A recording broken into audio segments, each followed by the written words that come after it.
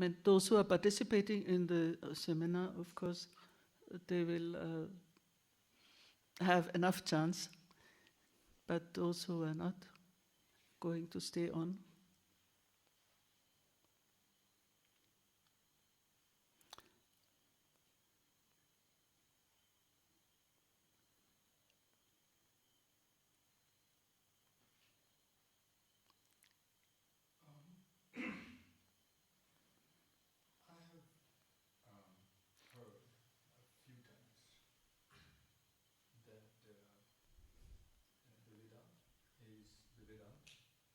Talks about duality or non-duality from the two perspectives, but Shiva Tantra, the Shiva Sutras talk about non-duality as an experience. But when I read the Mandukya Upanishad and I see that they have not mentioned soul as a differentiated energy, but as a state of Turiya, how can we say then that Vedanta says something different from the Shiva Sutra? Maybe I couldn't speak a little louder. Yeah, that's fine.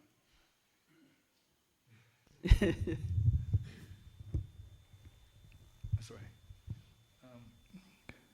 I've heard a few times that, I mean, from some of the teachings that I have been to, that the Shiva Sutras is about the highest level of non-duality and the experience of it. But that Vedanta talks about duality. But I wanted to ask you that in the Mandukya Upanishad, which I was studying, it starts by saying that the Atma is not a differentiated energy and that it's an all-pervading state of consciousness, which is yes, of course. Turiya. So if Om is Turiya, which is Atma, then how can we say that the end realization of the Shiva Sutras is different from that of Vedanta? Well, see, this is one would have to go into the history and the philosophy. Definitely, there is a continuity in the Indian tradition and there is a discontinuity. See, the four states of, there are many things which are common. See, you have the 25 tattvas of Sankhya, everybody accepts. You have the four states of consciousness, everybody accepts. But the interpretation and the practice also, they differ.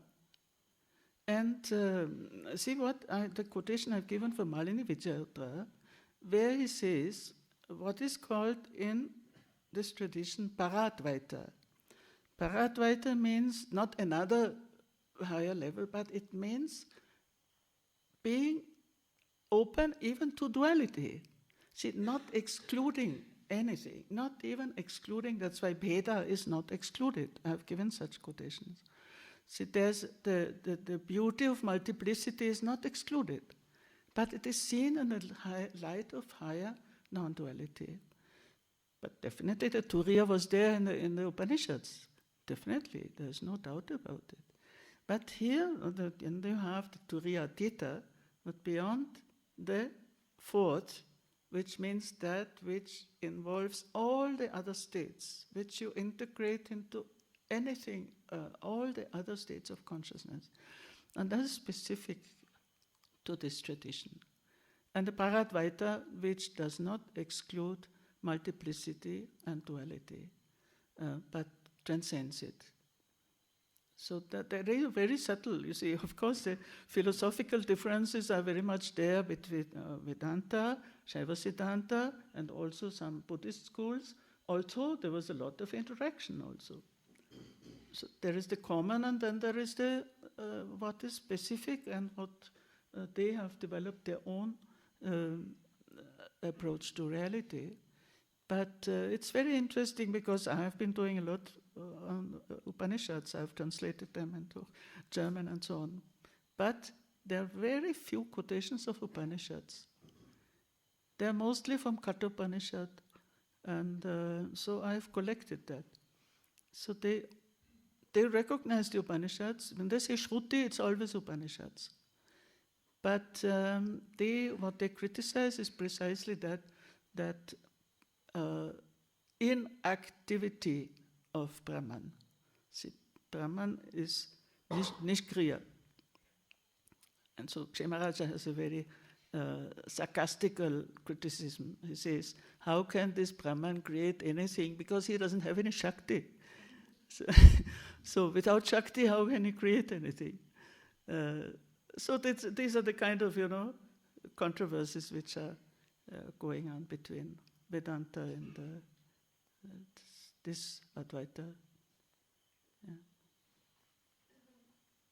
So in Vedanta, for instance, you have Brahman, which is Nishkriya, which is, so it doesn't, is there no, I don't understand. Is there no... We need it. Okay, sorry. All right. Just a clarification that in Vedanta, the Brahman doesn't have Shakti, it doesn't have a kinetic energy, but it is just potential energy, is it? You see, the main trouble with Vedanta is the doctrine of Maya, because in Kashmir Shaivism, Maya is there as one of the grades of reality, but it does not believe in the illusory nature of reality. So that's the other important point of difference. Because everything is real, but everything is real in the light of that absolute consciousness.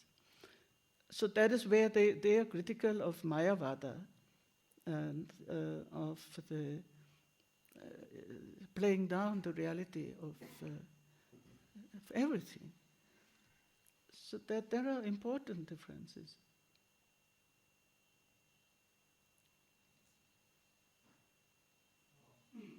Give the mic.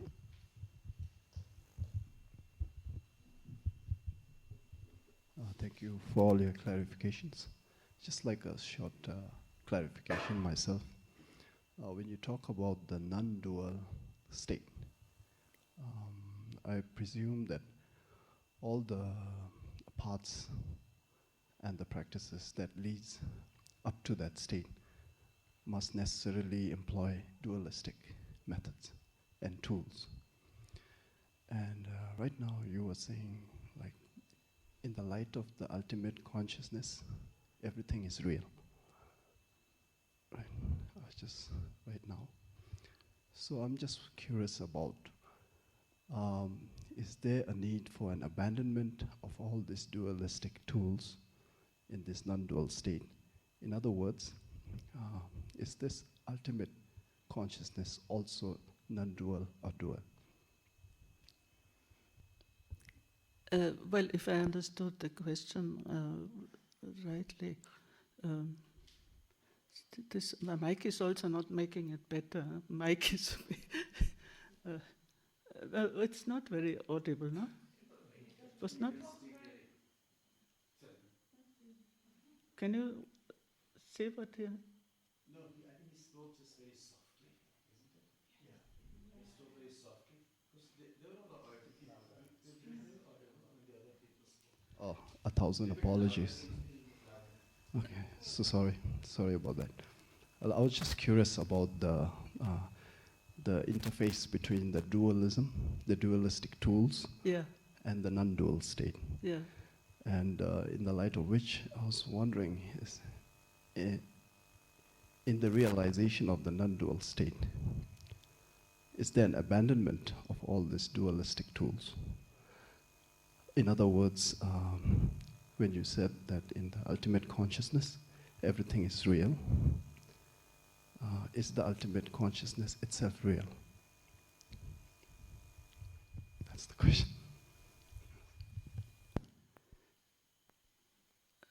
Well, there is an intermediary school, as you know, Bheda. So that's a kind of compromise. But the Abheda, they lead back everything into that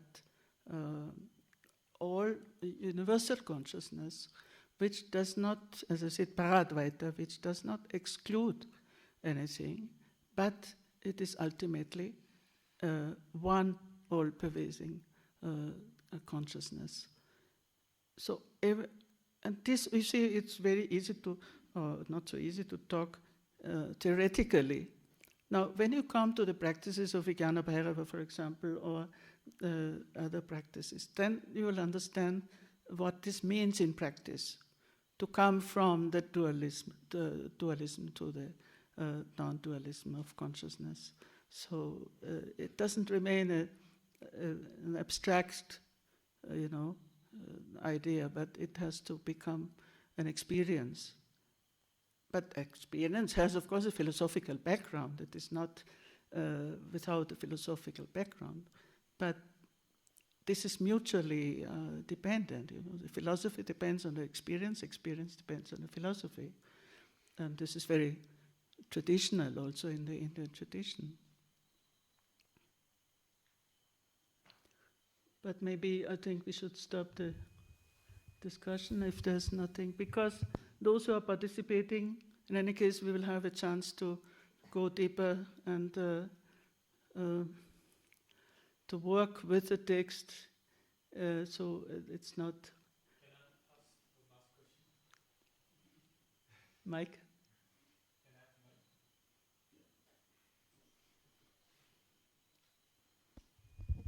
have mic? I better use this opportunity because I might not be able to attend the retreat.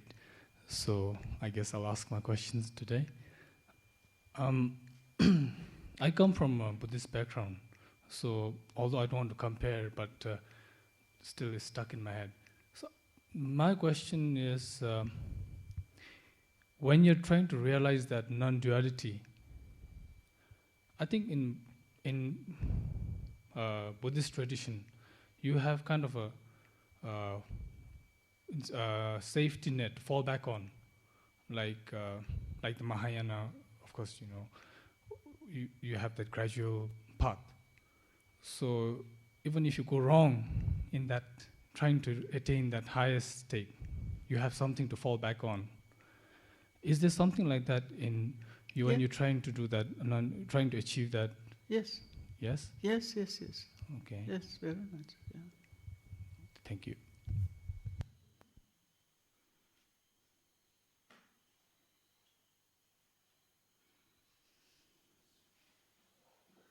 We've gone beyond the time. So for those who are participating in the retreat, I would suggest that we conclude with half an hour meditation in the upper hall, which will be our meditation hall in the temple above the Buddha hall. And from tomorrow morning, the meditation starts at 6 o'clock. Now the program, it is, you can find it outside the dining hall and here at the entrance, the detailed schedule, and also at the office. Now, the one thing I want to clarify immediately, because tomorrow morning we will meet for the meditation, that it is mentioned meditation from 6 to 7:30. So, because some of us, they like to sit for 1.5 hours, but for those who who prefer to sit only for 1 hour, there is this flexibility, but with the request that please, those who are coming late, don't disturb those who are already sitting, so don't try to make noise. And so those who are sitting for a shorter time should sit more nearer to the door. Otherwise, if you walk through the whole hall, we'll disturb the others. So those who want to sit for 1.5 hours, we will be sitting more inside. And then I'm not saying anything about meditation. You're all meditators, and then we will come into the practical side when we are coming to the text tomorrow. But I think to conclude with a short meditation this evening, I think would be fitting.